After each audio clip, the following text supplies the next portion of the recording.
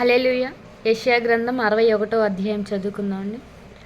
ప్రభువగు యెహోవా ఆత్మ నా మీదకి వచ్చియున్నది. దీనులకు సువర్తమానం ప్రకటించుటకు యెహోవా నన్ను అభిషేకించెను.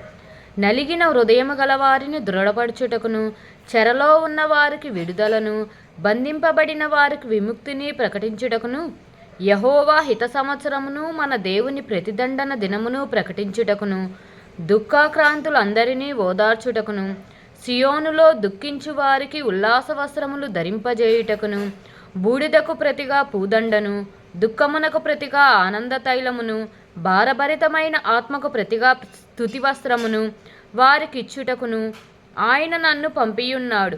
యెహోవా తన్ను మహిమపరచుకొనున్నట్లు నీతి అను మస్తకీ వృక్షములన్నీయు, యెహోవా నాటిన చెట్లనియు వారికి పేరు పెట్టబడును.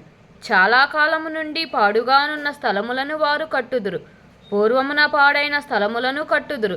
పాడైన పట్టణములను నూతనముగా స్థాపింతురు. తరతరముల నుండి శిథిలమై ఉన్న పురములను బాగుచేయుదురు. అన్యులు నిలవబడి మీ మందలను మేపెదరు. పరదేశులు మీకు వ్యవసాయకులను, మీ ద్రాక్షతోట కాపరులను అగుదురు. మీరు యెహోవాకు యాజకులనబడుదురు.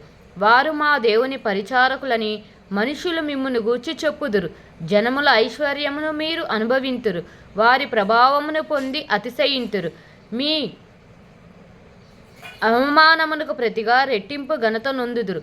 నిందకు ప్రతిగా తాము పొందిన భాగమును అనుభవించి వారు సంతోషింతురు. వారు తమ దేశములో రెట్టింపు భాగమునకు కర్తలగుదురు. నిత్యానందము వారికి కలుగును. ఏలయనగా న్యాయము చేయుట యెహోవానగు నాకిష్టము. ఒకడు అన్యాయముగా ఒకని సొత్తు పట్టుకొనుట నాకు అసహ్యము. సత్యమును బట్టి వారి క్రియాఫలమును వారికిచ్చుచు వారితో నిత్య నిబంధన చేయుదును. జనములలో వారి సంతతి తెలియబడును. జనముల మధ్యను వారి సంతానము ప్రసిద్ధి నొందును. వారు యెహోవా ఆశీర్వదించిన జనమని వారిని చూచిన వారందరూ ఒప్పుకొందురు.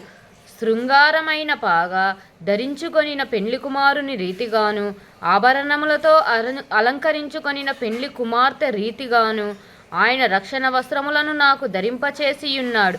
నీతి అను పైబట్టను నాకు ధరింపజేసియున్నాడు.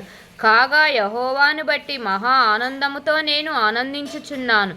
నా దేవుణ్ణి బట్టి నా ఆత్మ ఉల్లసించుచున్నది.